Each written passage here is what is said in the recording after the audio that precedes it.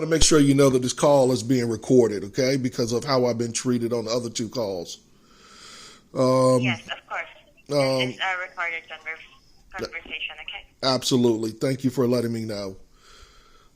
So I called because my heating and air unit in my home has gone down in my downstairs area of my house.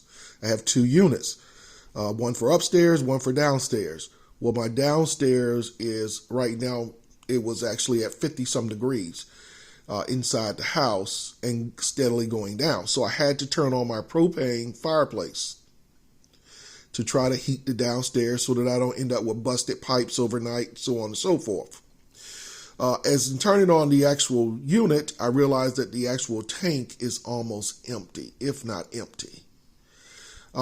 Because the actual fireplace will come on, but it will not stay on for long. So I called to request emergency refill. Now, I live less than 3 miles, to be accurate, 2.6 miles away from the company that comes over to service this unit. So I put in for emergency refill. Now, I understand that when you put in for emergency refill, there's a convenience charge, right? And most companies, Yes, that is correct. absolutely, most companies would charge a convenient charge of $25, $30, $50, right? As a convenience cost, to come over, especially understanding that, the house that they're going over to service, the tank, is, 2.6 miles or less than 3 miles, and it only takes approximately 10 minutes to service the tank, But I was told by your people on the phone that to come 2.6 miles and spend 10 minutes extra to service one of your customers who has one of your tanks in a time of emergency during a pandemic, that you all were going to charge $300 above the cost of filling the tank. Is that correct? Yes, that is correct. Apparently, we do charge our customers $300 for an emergency delivery. Wow, that is amazing. Would you agree that that's price gouging at its highest? I mean, in the middle of a pandemic, you're going to charge a customer who has your tank $300 because they're out of gas? So here's a home with no heat. In a portion of the house, no heat. And to add insult to injury, you're going to charge an extra $300 over and above the high cost of propane. Is this correct? Yes, Gregory. And you would agree that that's a fair fee? Yes.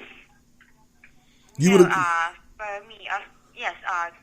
For me, of course, I don't agree with that charge. But then, what can I do about it, right? That is the AmeriGas offering for their customers. So I can really waive that fee for you if ever. How soon can you come out and put gas in this tank? I'm not paying $300 over and above the high cost of propane. Propane is one of the highest, is one of the more expensive costs of fuel that you can be using. And we use it on a fireplace. We use it more for ambiance and movie time when the family was all together and everyone was living at home. Now that we don't have many people living at home, I do have a 71-year-old brother-in-law who I have living here, who is freezing so much that I have to make him go upstairs and go into a bedroom to get heat. So how soon can you all come out and put fuel in this tank? Because I'm not paying that to have it. I'm not paying the $300. Yes, if the customers don't want to pay for that extra fee for our delivery, we do offer the standard or regular delivery to our customers, whereas the estimated time of arrival for their delivery is 7 days time frame.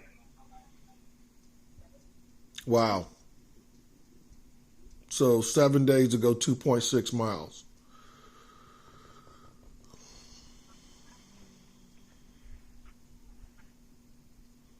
apparently, but it is inside the 7 days time frame. Okay, it can come earlier than 7 days, 6 days, 5 days, 2 days. Is it But a we know it won't, possibility? right? That is the estimated. Yes. As a Yes. consumer, we know it won't, though, right? As a consumer, we know that if you tell me 7 days, it's going to be 7 days. Yes. It rarely happens actually that it can come earlier than 7 days. To be honest with you. Yeah, I know. It's very rare that it will come earlier than 7. It's going to be 7 days. That's why we give the high number, right? Yes, that is correct. Okay.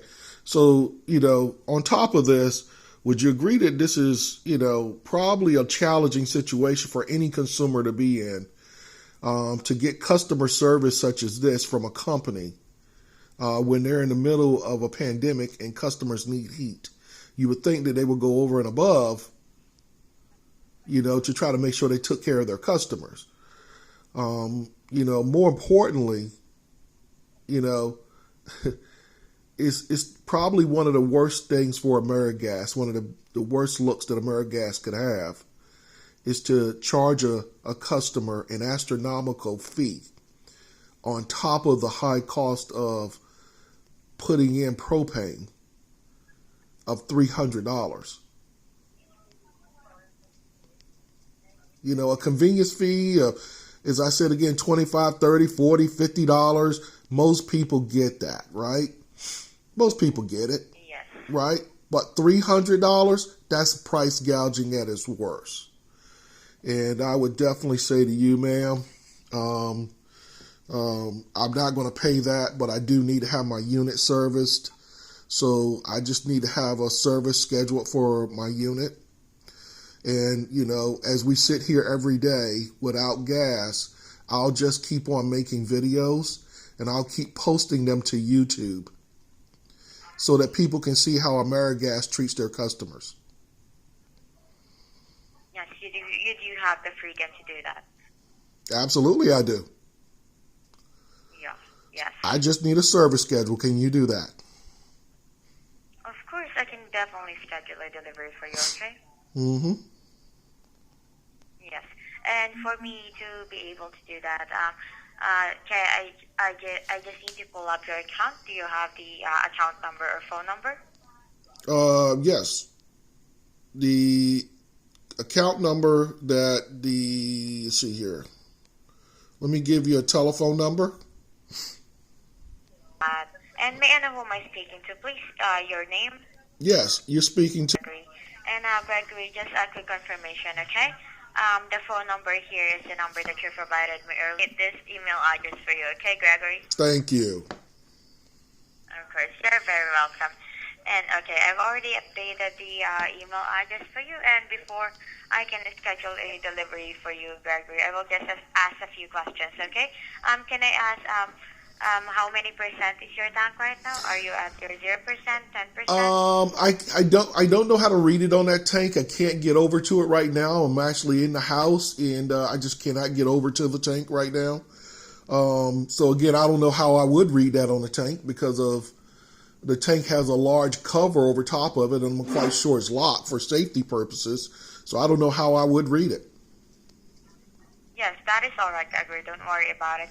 But can you just tell me maybe the estimated percent that you think? I would probably say it's below 20% or below 30%. All right. Thank you so much for that information, Gregory. And Gregory, for me to be able to schedule this, can I ask, do you want me to fill the tank for you, or do you have any specific amount of gallons? No, the that you tank wanna needs to be order? filled. You know what I mean? We use this as a backup, and more importantly, we normally just used it for family time. We watch movies in that room together, and it was great, in the wintertime for ambiance and watching movies. And, I guess it's been used a couple of times since then, but this is the first time this year that we've used it. So, and I'm realizing that it's low. Yes, okay. That must be so cozy, watching movies there, right? Oh, yeah. It used to be really, And, really good. yes. And Gregory, can I just ask, is the existing phone number here the 757-450? That's correct. Okay, thank you so much. And Gregory, can I ask, is it do you have any special instructions for the driver? Like, do you have any fence gate, locks, or anything that the driver is I do have a fence gate. I have a vinyl fence gate. It has a beware of dog sticker on it. I have 2 dogs in the home, but we let them out in the yard, many times during the course of the day so that they can do their business and play and exercise. And so they're pretty big dogs. They're one is 140 pounds and one is about 50 pounds. So they don't just want to walk in the gate any kind of way. But we keep it gate locked, and we typically unlock it for the field folks when they come. Okay, I will take that note for you. And I will also take that note here that they will need to call the number that you provided me earlier before the arrival of your buffet, okay? Yeah, they can just come to the door. Someone's always here. All right. There are no juveniles here. There's no juveniles here. Everyone is well over the age of, over the age of 18, so they don't have to worry about that. So, if they come, they ring the bell. I got a ring doorbell peep sight. When they ring that thing, I'll see them. Someone's always here, and we can unlock the gate for them to go right in. And where the gate is locked on the left hand side of the house, facing the house, the tank is right there. All right. Okay, I will take that note for you. Don't worry.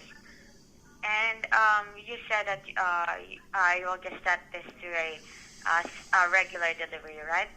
Well, I'm not going to pay 30. I mean, I'll pay, 30, 40, 50 bucks, but I'm not going to pay 300.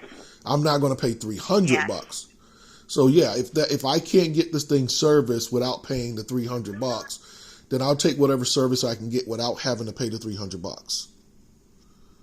Yes, of course. I will definitely do that for you. Okay, let me just generate this order for you so I can know the estimated time of our estimated date of delivery for you, okay? Sure. Okay, thank you so much for that, Gregory.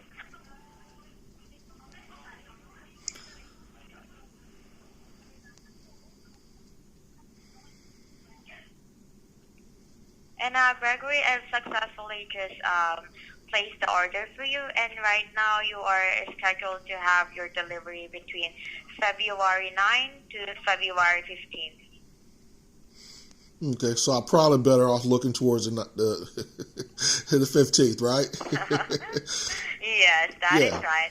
Yeah. I mean, be patient about it, Gregory, okay? Well, you can only be as patient as you can be, right, when you're freezing, right?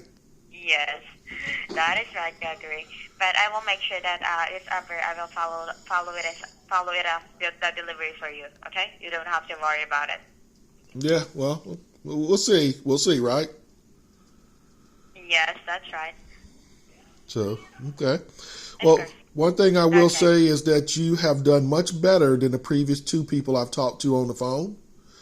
So, I would say your customer service skills are much better than the other 2 people that I talked to. You've done a much better job of handling this phone call without taking it personal and understanding the situation. And the level of concern that I have for what AmeriGas is doing to their customers.